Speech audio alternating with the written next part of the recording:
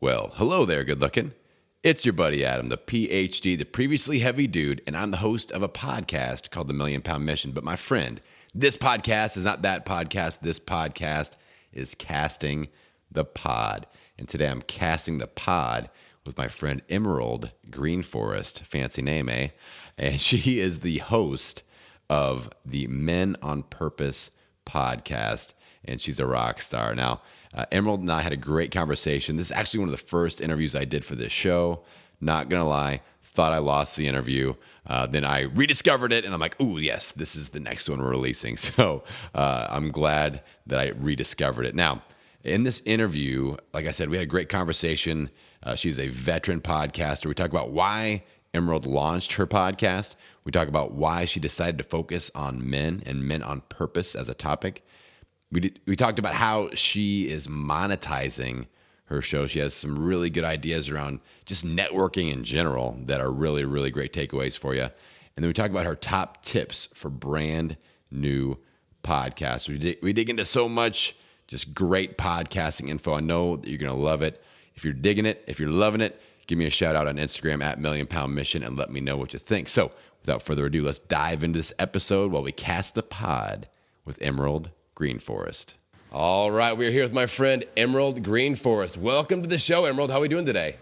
I am stoked to be here. How are you, darling? Well, I'm fired up. As I've mentioned to you, as we chatted before we went live, I've got this new podcast launching, and I'm psyched to bring you on and share your story because you're somebody that's got a lot of momentum going with their podcast and with just life in general. You've got a great spirit about you, so I'm psyched to bring you on so we can kind of combine our mojo and bring that to the audience today. Oh, we love combining mojo, Adam. Yes. Nothing like mojo combinations. That's right. It just brings up so much more magic when two or more are gathered. That's where love is, Adam. You know what I'm saying? Yeah. Oh yeah. So I want to dive right in. I want to get the story of how Emerald Greenforest got into podcasting. What motivated you, and what? Because I know that it takes a little bit of a momentum shift, a little bit of a push to say, okay, I've got a message. I need to get it out there. So what was that story like for you, Emerald? Yeah, so great question, Adam, because actually for years before I did the podcast, many years ago, I actually had a radio show. So back in 2009, I understood the power of broadcasting. I understood the power of building an audience. I understood the power of radio and speaking in general to really get my message out. And so for my specific journey to my podcast, basically what happened for me was I had a business that I built over the course of almost a decade online, primarily helping women entrepreneurs to feel great speaking and powerful asking for money. And it ended up being a multi-million-dollar business. I generated almost a little more than $2 million from home in my pajamas while I was raising my son as a single mom. And then I went through a big rite of passage with him. And as a result of that rite of passage, everything in my life just kind of collapsed and disappeared, including my business. And so after that happened, I was fortunate enough to be selected to be a case study on a TV show called Fix My Brand. And I had put my business and my brand literally in the fire. I had a big fire ceremony. And during the Fix My Brand process, it became clear that I was being called to serve a totally different audience, which was men on purpose in particular. And so in the process of building the brand, one of the things that I had kind of had the idea to do was to have a TV show. But as I moved forward further into the rebranding process and began to really tune into the men that I was meant to be serving, which are generally speaking high achieving men who've already made their money, but now they know it's time for them to make their mark, it really dawned on me that my men are definitely not watching an internet TV show. They're probably not even watching a regular TV show. Right. And that my men are very likely listeners, and they're in the gym listening, or they're taking a walk listening, or they're driving in their car listening. And so then it became just really clear that the avenue for really deeply connecting with my men and inspiring them to say yes to themselves, as well as potentially say yes to working with me in the deeper work that I do, was through the vehicle of the podcast. So that's how the Men on Purpose podcast was born. That's so cool. I think that you made a really smart strategy move there, where a lot of people will miss this step, where you were motivated, you had your message, but you found the medium to deliver the message to the right audience. And I feel like people don't dive into their audience and think, all right, where is my audience showing up? How does my audience need me to show up for them and deliver my message? So I think that's so smart to make that little just shift in awareness to connect with the ideal audience for you. So was there, as far as finding the ideal audience, was there any sort of you mentioned, the bonfire situation and all that, but was there any sort of a discovery process you went through to realize, like, okay, this is exactly who I need to be serving? Can you go a little bit more into that? Yeah, sure. So, I mean, I can talk about, which do you want to talk about first, Adam? Do you want to talk about what led up to the bonfire process, or do you want to talk about from the bonfire process on? Because there's kind of two stories there. Let's start with the bonfire. Let's do bonfire first, because that sounds super interesting. Okay, great. So in 2016, after I had been in the online scene for a number of years, I had generated almost $2 million from home in my pajamas. My son, during that whole time, I was raising him as a single mom, and I was serving all these women around the world. And I actually reached most of them through the medium of telesummits. So always it's been speaking for me. Anyway, my son was down a very bad hole, and he was in an addiction situation that was just getting worse and worse and worse and worse and worse, that ultimately ended up with him actually locking me in the basement and threatening to cut me up in little pieces and kill me. Oh my gosh.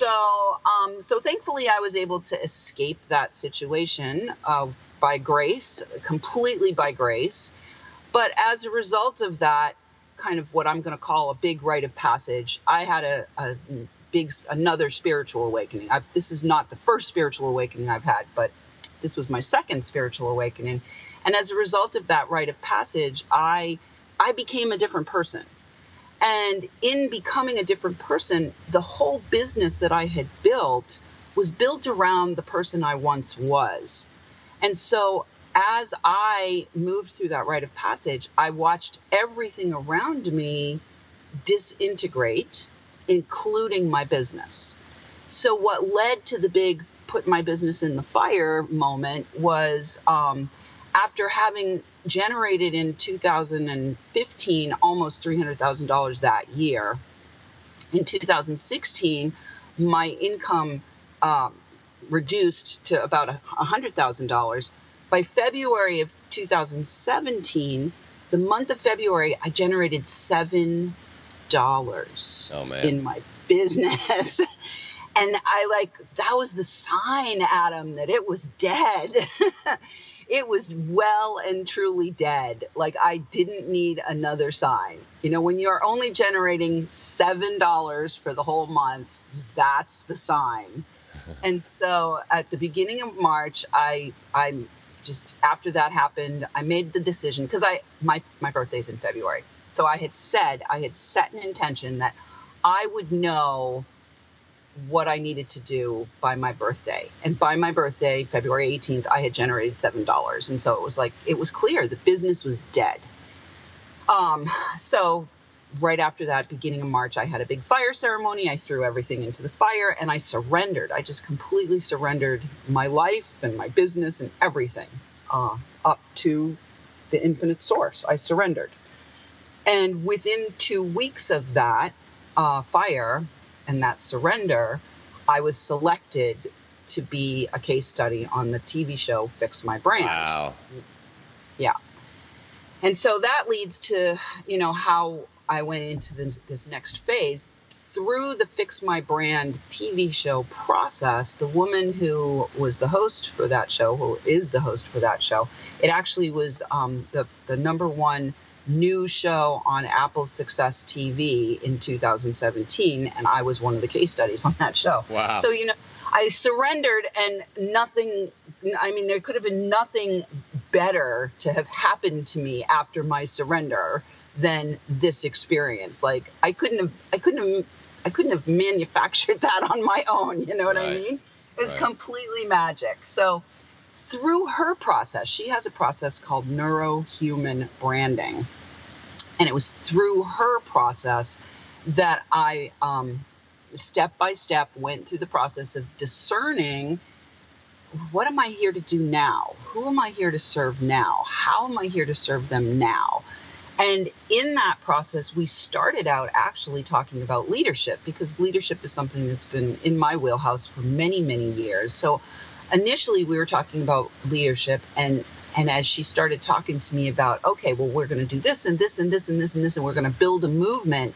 And I was like, oh, hell no, I am not building a movement. Yeah. If a movement happens organically around me, like in your case, Adam, a movement has happened organically around you because you made a decision you were going to pursue something that needed to be pursued, right? But you didn't go into that saying, I'm going to make a movement happen. You didn't do that. And so I knew when she started saying, oh, we're going to do this and do this, it was like, this is manufacturing. This is not organic. And so I said, yeah, we're not doing that.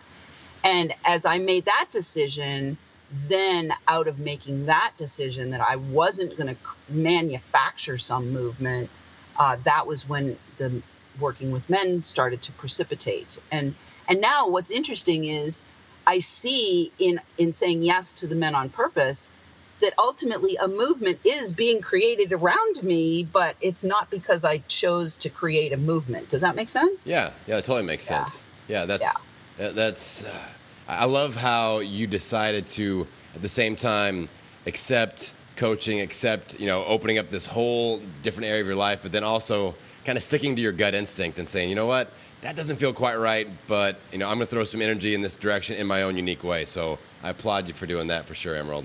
Thank you.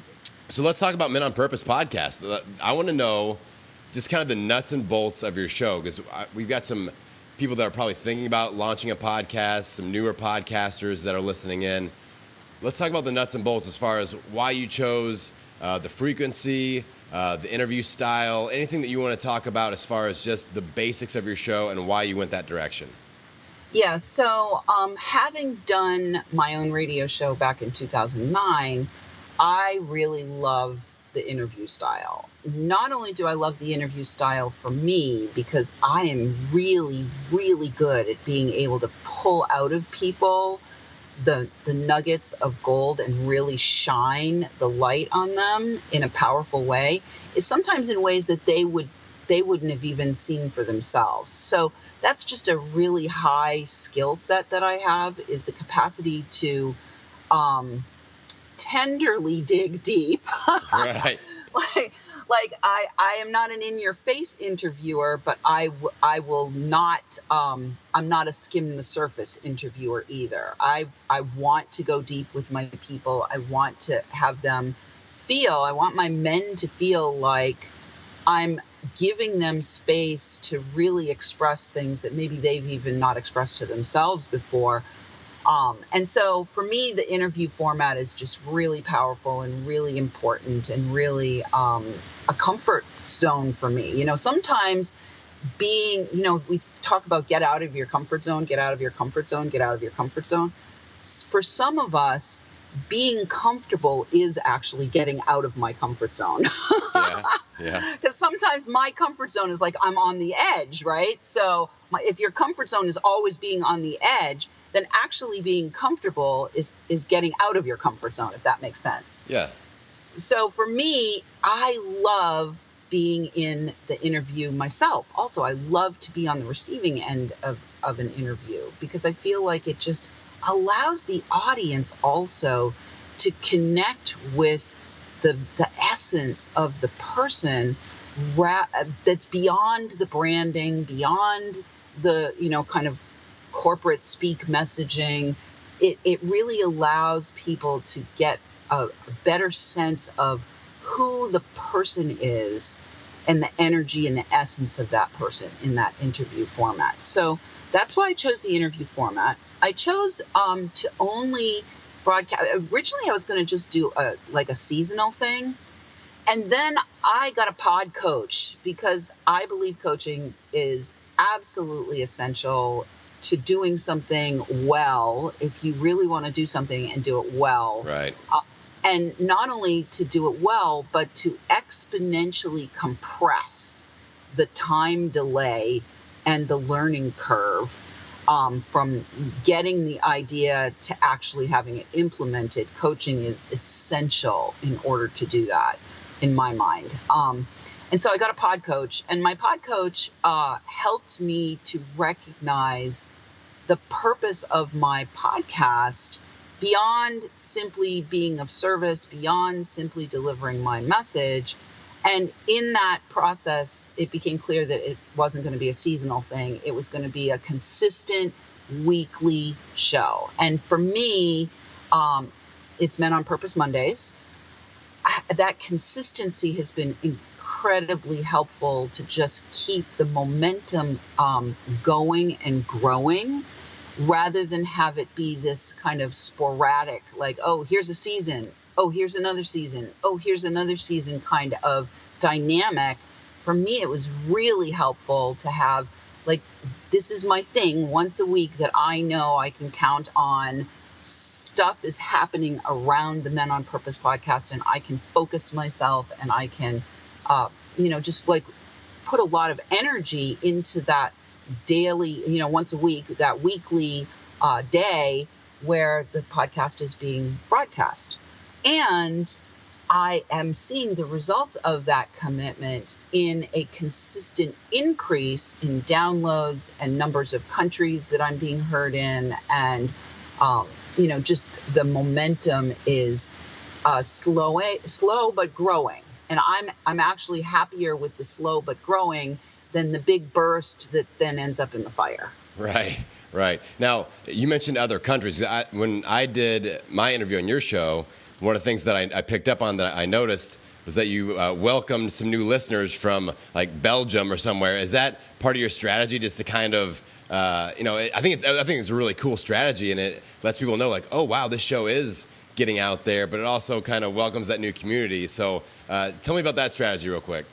Yeah, I wouldn't call it a strategy. I would just call it a calling for me, Adam, is I have always been called to serve a global audience. That's so cool. When I had my old business, when I was serving women around the world. Frankly, I had more women clients from out of the United States than I did from within the United States. I've served people all over the world for years. I've had clients in Ecuador and Germany and France and Australia and the UK and Canada and Mexico and all over, like the whole world for years. So I didn't see this as any different. This is a global hug I'm giving the world with the Men on Purpose podcast. And so for me, I get excited. It's like, oh my goodness, I have new listeners in Mexico this week, or I have new listeners in Chile, or I have new listeners in Malaysia. And I found, I've even got listeners from countries that I didn't even know existed. So one of the first countries that came on was Oman. And I was like, where the heck is Oman? So now I'm getting geography lesson too. That's awesome. Yeah. That is so I like cool to celebrate too, Adam. I think part of it is for me, like I am using the addition of new countries as a celebration point for me to give me fuel to keep going too. Yeah, it's so cool. Like anybody that's thinking about launching a podcast or is out there getting started with a podcast, it's one of the coolest things is when you actually realize that someone is listening. And it's not like your mom, I'm like, oh, my mom will probably listen to the show, maybe a couple friends. And you start seeing these things pop up like Emerald's talking about. It's just so awesome to have those experiences. So, celebrate the hell out of that. Now, I want to know, as you launched your show, we all learn lessons, Emerald, as we launch our show. So let's say somebody is out there getting ready to launch a show. What do you feel like, something that you learned and you're like, oh, if somebody else is going to launch their show, I I want to make sure that they do this specific thing or they avoid this specific situation? What kind of a quick tip would you give somebody on show launch strategy? Yeah, well, I would say that you definitely want to be both mindful and intentional. And so just the thing that's coming to mind right now, Adam, is I actually spent 17 hours designing my show badge. 17 hours designing my show badge. And I had like so many different options of my show badge. And then I'm in a group that you're in as well, Yep. of people from the New Media Summit. One of the guys who has had a podcast for a number of years, he gave me feedback. So you definitely want to get feedback. You want to be with like-minded people. You want to have a coach. He gave me feedback and he said, you need to take the word men and make it huge. And it was such a piece of awareness that I would never have had if I hadn't like put it out there and said, hey, what do you guys think? What do you think? What do you think? What do you think? And that piece of advice was really, really important, because if you look on your iPhone or your Android or whatever at the podcast badges, they're wicked teeny, Yeah. Adam. They're so teeny. And the podcast badge is like the visual that actually catches people's eyes, just like the show title catches their attention. And so for me, I literally spent 17 hours just on the stinking badge. But, and even after all the work I had done on the badge, I was not clued in to the importance of having the word men be huge. And so getting feedback too was really important. Yeah, and your image looks great too, by the way. That's something I noticed right away. I'm like, damn, her stuff is put together. So well done. So let's talk about show growth now. Same line of thinking. What do you feel like is a simple tip that you could throw out there, that something that you're noticing with your show growth right now that's really seeming to help? Well, so one of the things that's helping me with my show growth, and I'll admit, Adam, that I've gotten off track a little bit with this, but I have been using a tool called Social Jukebox. And Social Jukebox, actually, the guy who invented it, Tim Fargo, I interviewed, and he's going to be on an upcoming episode. Social Jukebox is a tool that allows you to set up tweets or posts on LinkedIn or posts on Facebook. And I've only used the Twitter part of it. I haven't even gotten to the LinkedIn or the Facebook part of it. But it allows you to set up these posts that then go into like a jukebox. So the post just keeps going out on a random but continual basis.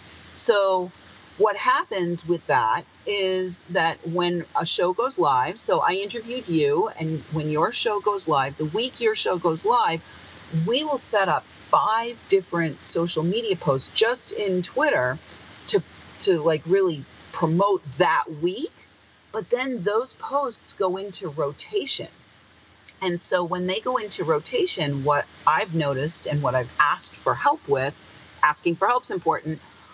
What I've asked for help with from my guests is, whenever you see the tweet come up with your show in it, hey, it would be really helpful for you to retweet it. So that allows for that organic growth to happen and for us to be mutually benefiting each other. That's a great tip. I've used a similar service called Meet Edgar, but recently with like the Facebook, mess that's happening with their, the privacy and all that, it's gotten all messed up. So I'm going to look into social jukebox for sure. Now, on that strategy, how often are you rotating those previous posts and they're coming back around? What is your strategy behind that as far as when they pop up again? There's no strategy behind that because it's a jukebox. Because it's a jukebox, okay. It's a random thing. So it just happens organically and randomly. And so those posts come up whenever they come up. And of course, as I add more content, as I add more shows into the jukebox, it's going to become even more random. But the point is my weekly show is in front of everybody, and all the other shows are kind of randomly showing up in my feed and in the feeds of the people who have been my guests. And so I actually really appreciate the randomness of it because it allows for it to be kind of, it's almost like it's a new thing. Oh, look, there's a podcast. There's Right. a podcast. There's a podcast. So it's almost like it's a new thing without me having to go through the push of constant promotion that I'm manually doing, if that makes sense. Does that make sense? Yeah, and your guests have to love this as well when they see. Sure. Oh, we did our interview and it launched, 6 months ago, and there's another post. She's still promoting it, and then they kind of Exactly. feel that affinity with you of like, oh, I'm going to share this because man, that's above and beyond.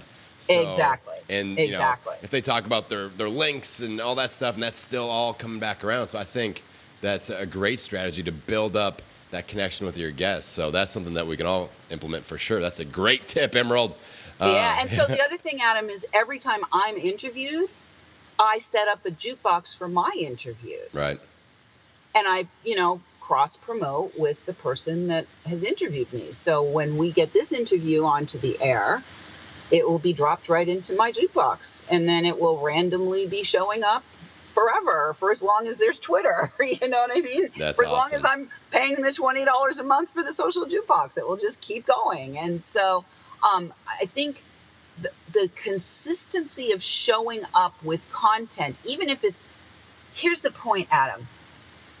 You might see in the Twitter feed today this week's guest's show, right? Right. But you might not, because there's so much going on in the world that we eventually become it's almost like a big blur. So the more frequently and consistently we can put our content in front of people, there are people who will hear your show the week that it goes out, and there are people who are going to hear your show 3 or 4 or 5 years from now. Right. That's valuable, Yeah. in my opinion. Yeah, that's huge. That's huge. Are you using any other processes or strategies for show promotion in addition to the social jukebox? No, I do have my own mailing list, but it's Right. It's pretty small because my big list I put in the fire. Yeah. And I'm being much more intentional about list building, but primarily it's cross promotion with the guests and using the social jukebox to put it into the Twitter. And I also post in Facebook and I post in LinkedIn, and my show is syndicated and distributed on iTunes and Google Play and Stitcher and Overcast and all of those things. Like all of it's in all of those places through Libsyn, which is the distribution thing that I use to, like, my guys upload my show to Libsyn, and then Libsyn distributes it out, syndicates it out to a bunch of places. And I've just added iHeartRadio. I'm on iHeartRadio. I'm on YouTube. And I've just added Binge Networks, which is basically a video network, but she's created a whole subsection for podcasts. So that's going out to 50,000 different distribution channels. But I don't think too much about those things. I focus mostly on my guest and on the basics of social media that I can have a handle on, and then wherever else it goes is like sprinkles on the cake as far as I'm concerned. Yeah, I feel like that's a common area of overwhelm with podcasting, is people feel like they have to do all this stuff and really gets intense. But it sounds like you've got the foundation, those fundamentals are covered, and it's allowing you to grow. And that's, like you said, it's nice and steady growth, and that's happening. So that's super important. So sometimes we have to think like, all right, can I really add another thing? Like I've had this conversation with a lot of different podcasters, like, I can't add another social media thing. I just can't handle that next thing to promote my show on because it's too much work. So being very mindful and specific about and just understanding like what's working, what is the show growing? Okay, let's keep doing those things and not let something new take away from something that is actually working. Exactly. And I think my relationship with my guests is the most important Yeah. piece of the puzzle. Yeah. And really being mindful and intentional about just continuing to shine the light on my guests. Beyond the week that the show goes live, the light is going to be shined on my guests repeatedly, randomly, for as long as I have the show. Yeah. And my guests appreciate that, and they retweet or they share the posts, and so that is going into their communities, and it's like that consistently showing up in front of people with a consistent commitment to delivering the message that makes, in my opinion, more of a difference than it's going deep and narrow rather than wide and scattered, if that makes sense. And anything on the outskirts that comes in from the outskirts, we welcome, but I'm not focusing my energy there. Yeah, I want to dive a little deeper on the topic of guests, because you are, obviously you take really, really good care of your guests, but you're also a great networker. I noticed that from the get-go. As soon as we were introduced, I'm like, Emerald, she is a connector, she's a networker, and people want to get connected with you. So let's say somebody's out there starting a podcast, or maybe they're doing an interview-based podcast like you, and they're like, oh, Mo, I'm running out of interviews. How do I find more interesting people to talk to? So what are some of your strategies to connect with interesting people and get them onto your show? Great question. So I'm going to answer it, for the person who's starting, okay. Right? If you're starting and you have a great guest or two guests or three guests, your first 2 or 3 or 4 or 5, 7 guests, like my first 10 guests were people who I had already established relationships with, who I really saw as powerful collaborators, and who I had already, laid a foundation with long before the podcast ever became an idea, long before I even was working with men. So my core initial group of men were both solid. In other words, I knew they were going to show up on the interview and be able to deliver a powerful message for my audience. And they were also established enough that I knew that them promoting their show was going to support my shows getting off the ground. But then from there, what do you do from there? Well, why not look at those 10 men and say, hey, men, who are you connected to? Who can you refer to me? Who do you think would be a great guest on my show? So I'm constantly asking my guests to refer other guests that they see as men on purpose. And what that does is, number one, if you, Adam, go to one of your buddies who's never heard of me, and you say to that buddy, dude, I think you are a man on purpose. Number one, you're really recognizing and acknowledging that man, and you're gifting him with a seeing that maybe he hasn't seen. Number two, you're making the bridge for me to introduce me to that man, and giving me credibility because you've already established a relationship with me and you've already established a relationship with him. And number three, we're just bringing more great men on purpose into the spotlight, right, and serving the audience around the world. So asking for referrals or looking at your guests' networks, like, I'm connected to you, Adam. If I can tell you right now, I am not at all at a loss for finding guests. Right. Not at all. Right. In fact, I know that I'm going to come to a point not in the not too distant future where I'm going to be turning away people because we simply only have so many guest spots available.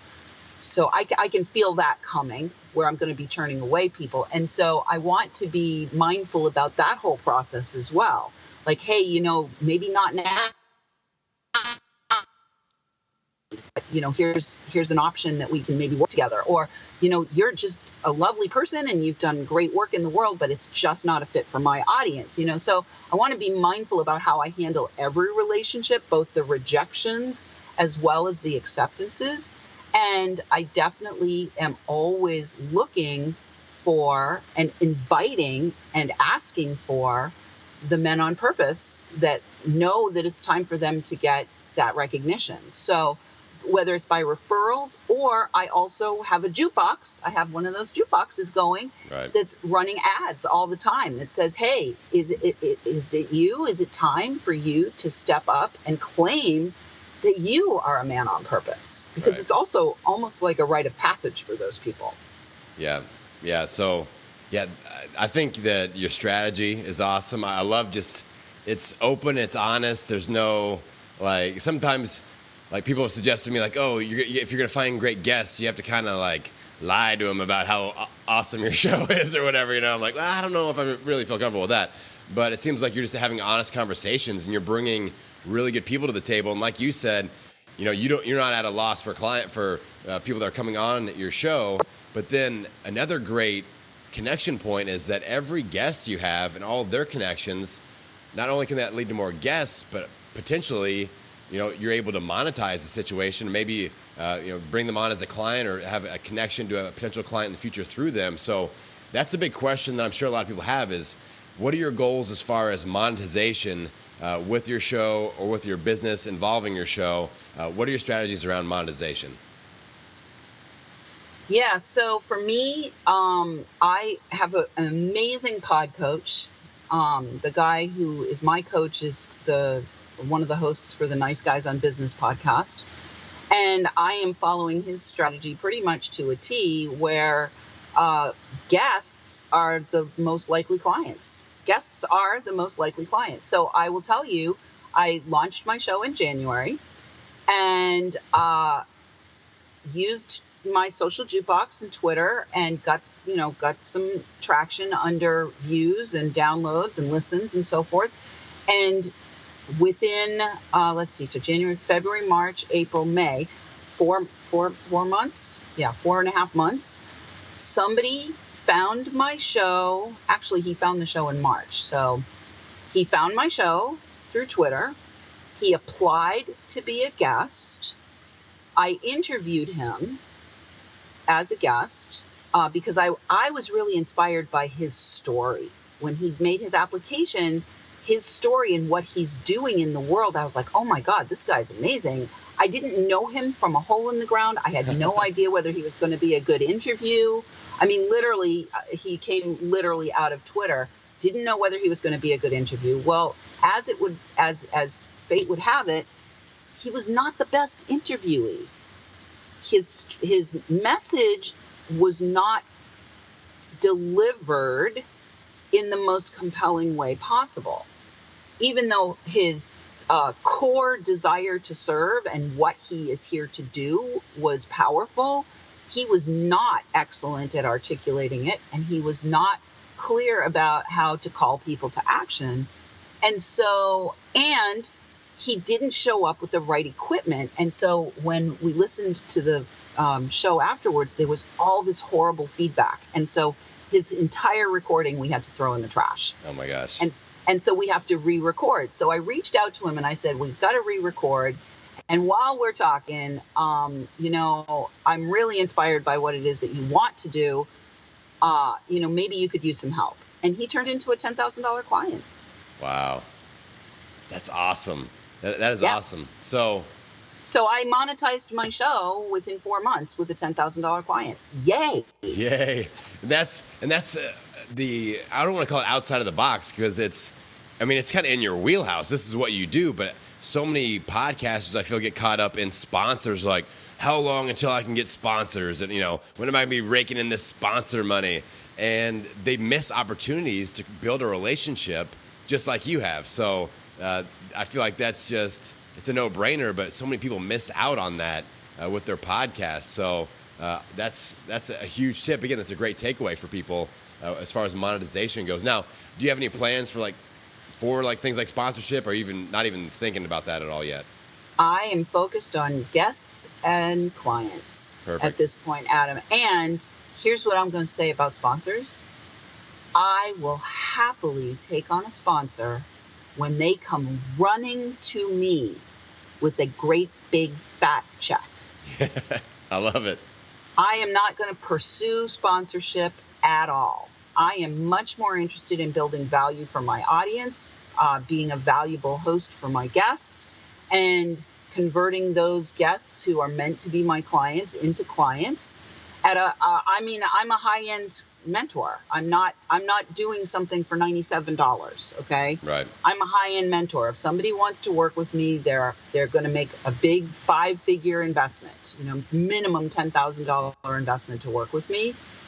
And so I'm discriminating, and I am looking for the high value, high result kind of experience and relationship with people. And I know as long as I stay consistent with my own values and my own processes and don't get off track and stay focused and don't get, allured by the quick buck of maybe let me get some sponsorship money, ultimately my show will build to a very vast audience around the world of high value to the listeners. And some sponsor is going to come running to me and say, we want to give you $25,000 for a spot on your show for the month of May. And I'll be like, yeah, let me think about it. That's awesome. That's awesome. And I love your long-term mindset of just, I feel like growing the show, growing the audience, and connecting with the audience, that's the deal. That's what we should all be focused on, especially as we're launching podcasts and, not skipping ahead. And that's why a lot of people quit so early. I forget what the statistic is, but something like most podcasts don't make it past like 7 episodes or something like that because 7 is what I heard. Yeah, they quit. They're like, I haven't made $1 million yet, so obviously I should quit. So now, Emerald, I know we're running short on time, but I want to make sure that, I could just go another hour with you, but maybe we'll do an episode too. Like I said, this is a whole new adventure for me, so we'll book that. So what? I want to make sure people can connect with you because we've got the Men on Purpose podcast. But how do people get connected with you? Yeah, you can go right to menonpurposepodcast.com, and what that's going to do is it's going to bring you directly to a place where you can connect to listen to the show. If you are somebody who knows that you're a man on purpose, or you know somebody who should be on the show, there's also a link right on that page to apply to be on the show. So, we kill all the birds with one stone. And if you want to explore further to find out more about me, that page is actually a sub-page of my larger site. So you can just scroll across the top if you want to find out more about me and working with me and all of those things. But primarily, let's just go to menonpurposepodcast.com and listen to the show, download, rate, review, 5 stars is welcome. And apply. If you are, if you're a man on purpose and you have a big, powerful, life-changing, world-changing message that it's time to spotlight and bring out into the world, or even if you feel like you're a man on purpose in the making, apply, and we'll see if it's a fit for you to be on the show. Awesome. And Emerald's website is awesome, everybody. It's really well done.